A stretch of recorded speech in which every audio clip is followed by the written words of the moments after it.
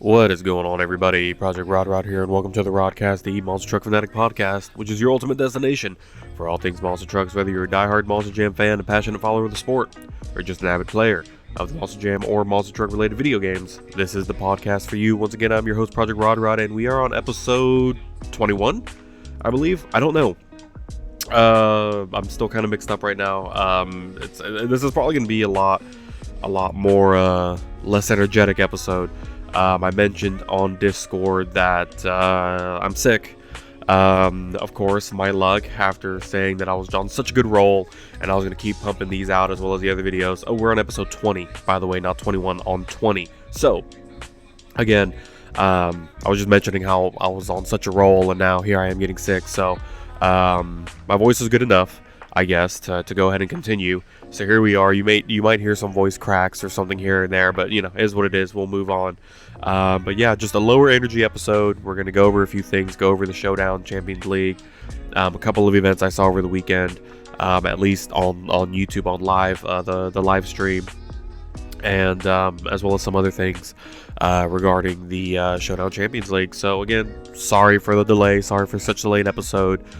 This is probably going to come out just before the qualifying for Stop 2 of Tour Violet. So, back to back if you'd like. But let's go ahead and get started with the Showdown Champions League. So, last week we had Stop 2 of Tour Blue. And going into that stop, we had Black Pearl on top with 39 points, Megalodon in second with 28, Monster Dalmatian in third, or tied for third, with Lucas Stabilizer both having 26 points, Brutus in fifth with 23, Son of a Digger in sixth with 21, Monster Mud in seventh with 20, Higher Education in eighth with 17, Gravedigger the Legend in ninth with 16, and El Toro Loco in 10th with 9 points. So, going into this stop, Black Pearl had a fantastic lead over Megalodon, and we were in Colorado this time around, so qualifying super easy, a simple track, probably going to be one of the easiest that they face all year. Colorado tracks tend to be like that. I believe there was just a minor, what was it? I'm trying to think back, and honestly, it was just like one turn, if that, one really wide turn. So nothing too crazy. We did see a lot of fantastic times, and we'll get to racing here in a bit, but racing was super close. But Megalodon and Pillar 89 was on top in qualifying with 13.965. Black Pearl still tightened just behind him with a 13.990, so that's just how close all of these times were. Brutus in third, Gravedigger the Legend in fourth, El Toro Loco in fifth, Lucas Stabilizer in sixth, Son of a Digger 7, Higher Education 8, Monster Mud 9, and Dalmatian 10. So honestly, again, an easy track and a lot of lightning fast times, and it was a great one. Moving into racing, though, we had a great racing competition. Of course, Megalodon getting the bye run into the semifinal round for being the fastest qualifier, having that advantage, but it ended up being a Black Pearl and Megalodon championship race. So when it came down to it, I mean, these guys were seconds apart, and if I could just pull up the times here, going down to stop 2, we had crazy races all the way from the get-go. I mean, the very first race right off the bat was El Toro Loco and Monster Dalmatian, both a tenth of a second off. Then we had Lucas Stabilizer and Higher Education, also a tenth of a second off, and then Son of a Digger and Monster Mutt about 2/10 of a second off, but it was Dalmatian, Higher Education, and Monster Mutt that moved on to round 2. Gravedigger the Legend getting a big win over Monster Mutt Dalmatian. Unfortunately, she's faced a penalty, so he went on to race Megalodon in the semifinals. Black Pearl defeating Higher Education by 8, excuse me, oh my god, I bet you that sounds horrible, 8/100ths of a second, is that right? I don't know if I'm saying this right. Black Pearl 13.804, Higher Education 13.882, so super close, but Black Pearl on top, and then Brutus defeating Monster Mutt, which again, a stupid crazy close race. Brutus with a 14.530 and Monster Mutt with a 14.566. So moving on to the semifinal round, it was Megalodon versus Gravedigger the Legend, where Megalodon came out on top by half a second. Moving on to the final round, and then Black Pearl against Brutus, where Black Pearl won by just about almost a second, just under a second over Brutus. So again, Megalodon and Black Pearl in the final round once again. Or excuse me, not once again. It was Lucas Stabilizer and Black Pearl last time. I am all mixed up. It's a sickness, I'm telling you. But Black Pearl beating Megalodon a 13.954 for Black Pearl and a 14.031 for Megalodon. So a super close race, but Black Pearl on top yet again, going back to back in racing this season. So a huge outing for him and a great way to boost his points. At that point, he was exactly 10 points over Megalodon. But the next competition was skills, and this is kind of where everything switched up a bit.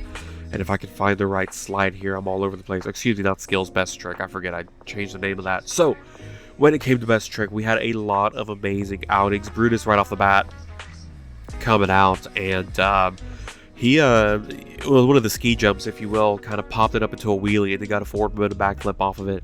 It was fantastic.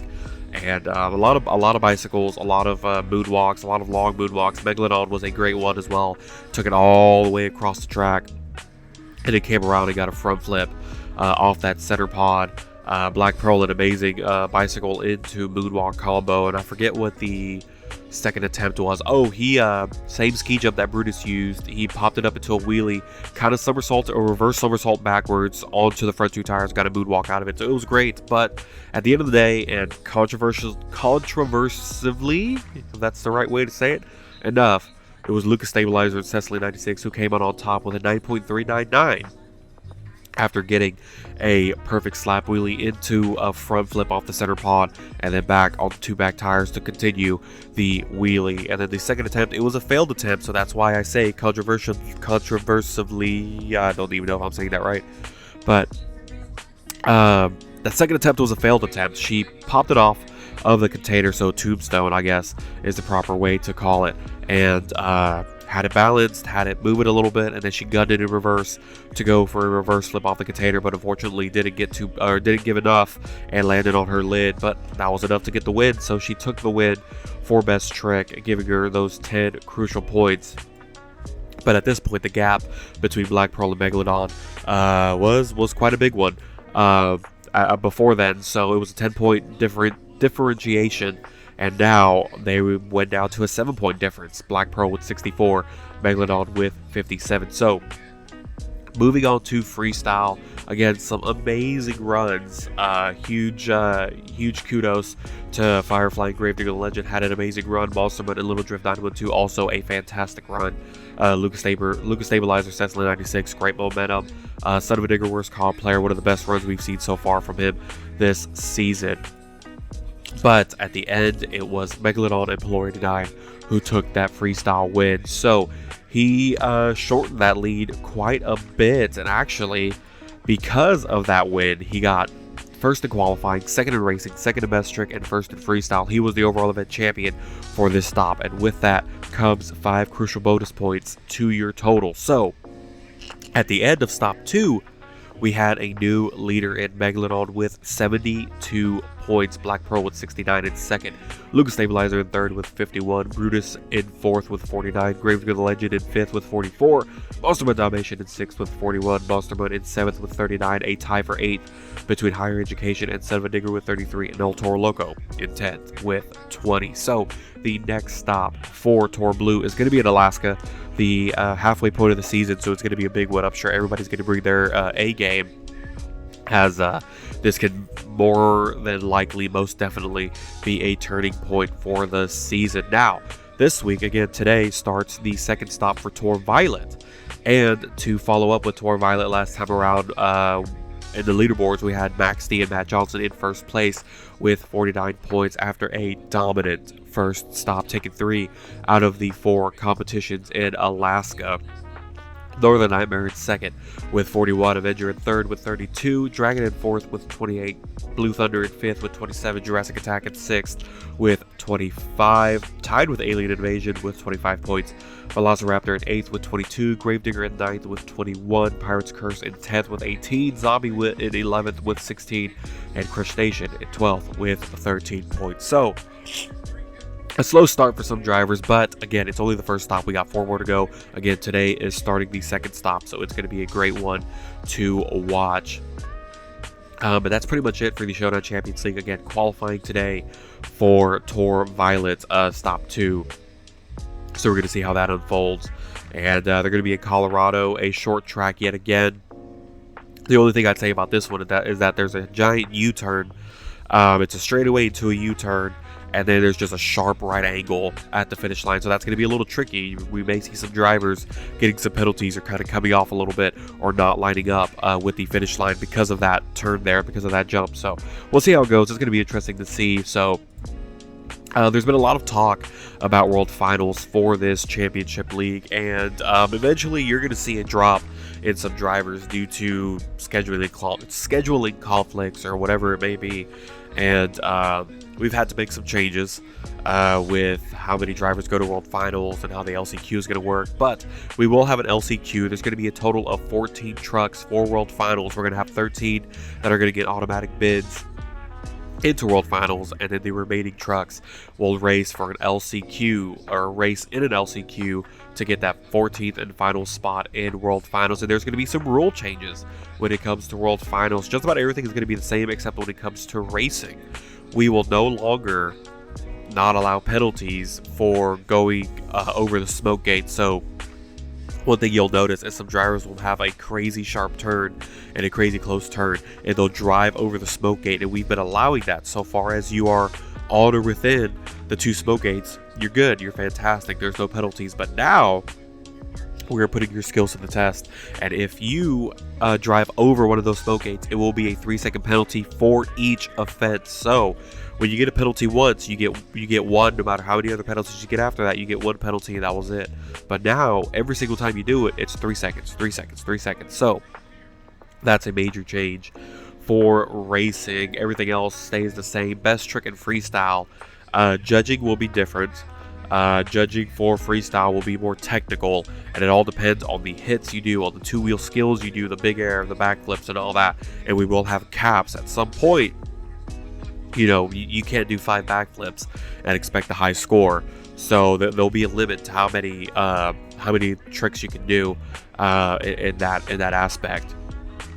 But everything else stays the same. We're just going for a more realistic feel when it comes to best trick and freestyle. So those are really the main changes. Nothing else really changed in terms of rules. So that's going to be it. So looking forward to World Finals 1. It's going to be in a Death Valley map. We're going to be doing head collector for LCQ and racing, and then best trick and freestyle will be held in Death Valley Stuntmeister. So it's going to be a great one to watch. And I'm looking forward to seeing who our World Finals winners are going to be. I already have some in mind on who will take the win and who's going to come out on top in certain competitions. So definitely excited. And let me know what you think. So far, you've only seen 2 stops in Tour Blue and 1 stop in Tour Violet, but let me know what you think down below. Who do you think is going to be the Racing World Finals champion, the Best Trick World Finals champion, and the Freestyle World Finals champion in World Finals 1 this season? Let me know down below, and we can definitely revisit once we get there. So that's it for the Champions League. Moving on to real life events. Excuse me. I didn't watch too many. Again, I've been sick all weekend. I'm sure you can still hear it. I'm gonna sound super nasally in this. I already know, and it sucks, but it is what it is. But I did watch the Anaheim shows. I watched Saturday's show just about all the way through. Sunday's show, I stopped at freestyle. But let me just say, what the heck was going on in racing in Anaheim? It's in the first one on Saturday. I mean, that there was what, 2-3 reruns because there were so many issues with the timing system, and everybody on the live stream kept calling it out, and it was just wild. I mean, I don't know. I didn't even think they would do that. Just because Monster Jam tends to just go, and you know, it is what it is. We move on.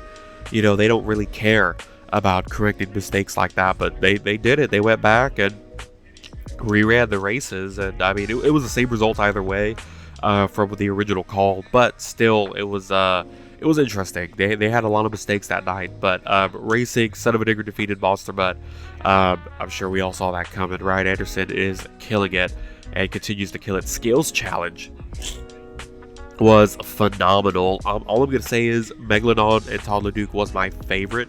Dude, I mean, I was in my living room, like, I feel like crap, but I was still like cheering, and I was just like, oh my god. And it was just, dude, it was like a bicycle into a I guess a stoppie, and he just kept losing it and getting it and losing it and getting it, losing it. Like I thought he was gonna fall, but no, dude had immense control, and it was just fantastic.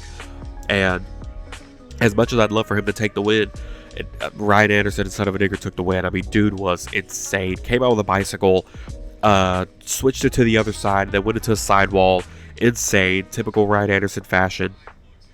Then went and did a maximum moonwalk off the container, the backflip container, and then dropped it down only to pick it back up into a moonwalk. He did that like twice. Dude is a psychopath, and he's just an incredible driver through and through. So amazing outing for Son of a Digger and Ryan Anderson. And then moving on to freestyle of that night, a lot of amazing runs, but they got it right with Black Pearl. I mean, dude absolutely killed it, and honestly no other run touched him after that. Dude was insane, and it's definitely a freestyle run to go back and watch again if you haven't already.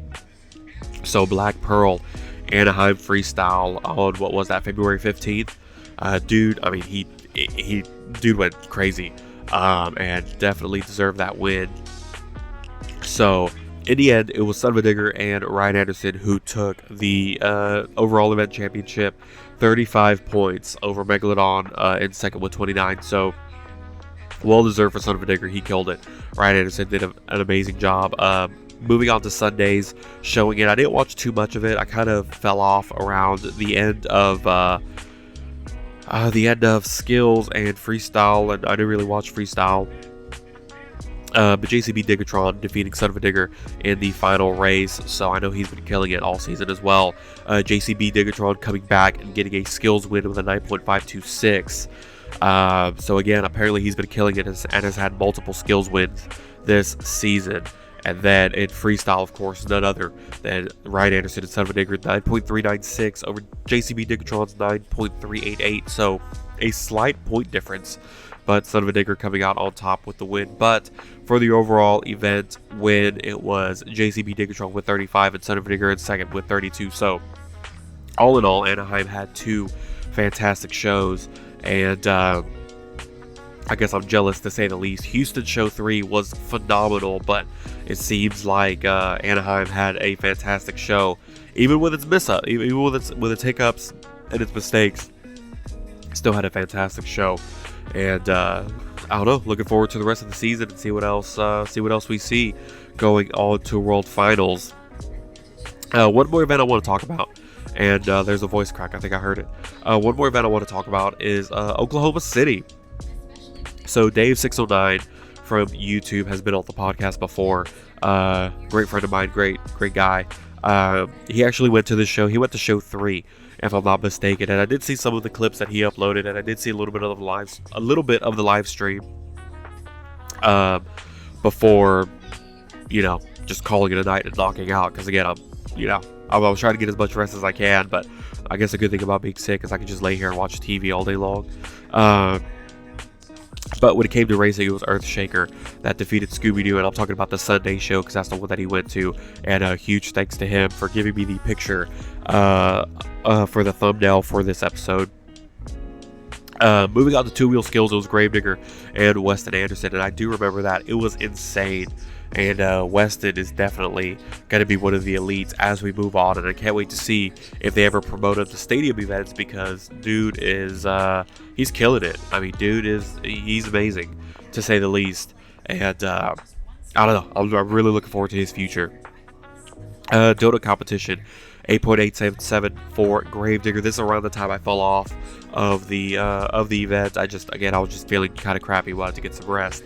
And looking at this now, Scooby-Doo was the freestyle winner, 9.013. Gravedigger right behind her with an 8.869. So, but huge congratulations to her. I didn't even know that. I'm going to have to go back and watch that. But, of course, Gravedigger was your overall event champion with 27 points. Scooby-Doo right behind him with 26. So, I'm sure Oklahoma City had a great outing. I saw Megalodon was the Saturday afternoon event champion, and I believe it was her dad's birthday or something, so huge kudos to her, and congratulations to Ashley Sanford for that huge victory, and I'm happy for her, giving her dad a very happy birthday gift. So that's about all I have. I'm kind of running on fumes here.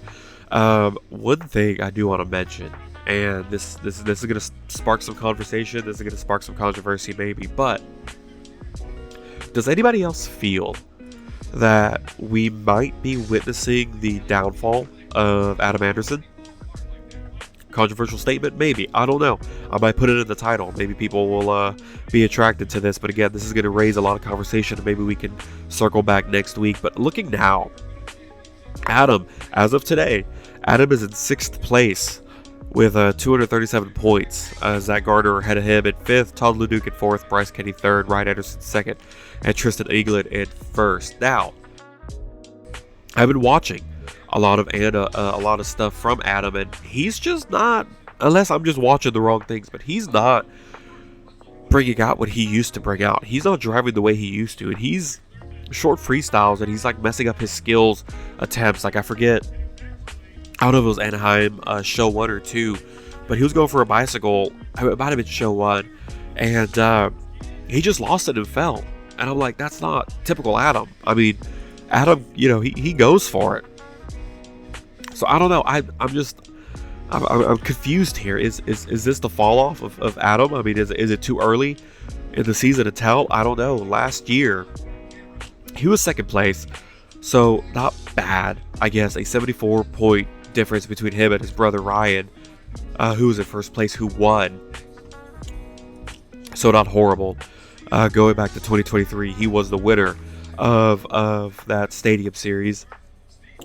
59-point difference between him and Camden Murphy. And then, did I lose it? What happened here? Sorry, I'm trying to load this up. Okay, yeah, so, okay. 2022, we're looking at 2022, Adam Anderson in 2nd place behind Tom Meents, but, I mean, it's Tom Meents. It's kind of expected. Let me see, 2021, Adam Anderson in 3rd. So I don't know, maybe he's just having an off year, maybe a slow start. I may be speaking too soon. He got 3rd place in 2020. So maybe I'm talking about nothing. Maybe I'm going nowhere with this conversation. But I don't know. You guys tell me. This is really odd of Adam to be this low. And again, I've been watching some of his attempts, some of his freestyle runs, some of his skills, and all that, and he just seems off. He just seems off of his game. So, has he reached his peak? Is he slowly falling? I don't know. Let me know. Again, not trying to down talk Adam, not trying to badmouth him or nothing. I'm just curious, and maybe this just needs a little more research before we can make any final conclusions. But let me know what you guys think down below. I'm definitely interested to see what kind of conversation this may spark as we move on. So, with that being said, before I get to the comment question of the day, I do want to bring up, again, W Energy. Be better with W Energy. Use code PROJECTRODROD to receive 10% off of your W Energy order. Again, my favorite flavor, Beach and Peach and Galaxy Grenade. Those things taste amazing, so please be sure to check it out. If you're hesitant on it, you can always do the sampler pack. Again, you get 10% off with code PROJECTRODROD, so be sure to check that out. And don't forget to check out my merch, new merch. A huge shout out again, Daniel the Fireball Murray being the first person to ever buy one of my shirts. And then, of course, Riley Strider and Nova Strider. Huge shout out to them for buying the tour shirts. Both of them being drivers in Tour Violet for the Showdown Champions League. So huge shout out to them.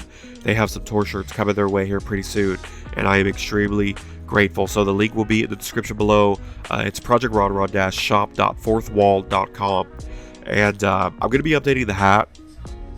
I had to make some changes because the original design did not work, so there's only shirts available right now, but there will be hats here soon. And I do have a hat and a couple shirts coming here my way this week, and I can't wait to share it with all you guys, so be sure to check that out. But let's go ahead and move on to the comment question of the day, which comes from Nitro Studios again, a pretty constant person, a regular, if you will. And they're answering last week's question, which was favorite independent. And they said, my independent outside of Monster Jam is either Illuminator or Dirt Crew, which is fantastic choices. I've seen Dirt Crew in person, and it's a great truck. And in Monster Jam, I'll go with Excalibur or Avenger. Again, fantastic choices. I love Avenger too. I forgot about Excalibur when I was talking about it last week. So excellent choices, Nitro Studios. But now his question is, if you could go to any venue for a Monster Jam show, what would it be and why? And I think we can all say this in unison: Sam Boyd Stadium, Las Vegas, Nevada. Just because the amount of history in that stadium alone, it's top notch. I mean, it's where everybody wanted to go, and it's a shame that World Finals isn't there anymore. And hopefully they can come back. I would love for Monster Jam to come back there once, but I don't know where that conversation's been or where it's going or what's going on. But yes, Sam Boyd Stadium, Las Vegas, Nevada, for another World Finals event there. I'd love to go, and I'm sure everybody would agree. So let me know down below what you think. What if you could go to any venue for a Monster Jam show? What would it be and why? And then be sure to leave your comment question of the day down below or on Discord, and we'll definitely have it on the next episode. So that being said, that's all I got for today. I'm sorry, I don't know if this is short or longer than usual. I don't know. I tend to keep it for 30 minutes or so, but my throat is horrible. My nose is stuffy, and I feel like crap. But I wanted to get this out for you guys. So I hope you guys enjoy. Let me know what you guys think down below. Showdown Champions League Stop 2 Tour Violets qualifying today at 4 p.m. Central, premiering. Be sure to check that out. Thank you guys so much for listening, and I'm Project Rod, and I'll see you in the next one.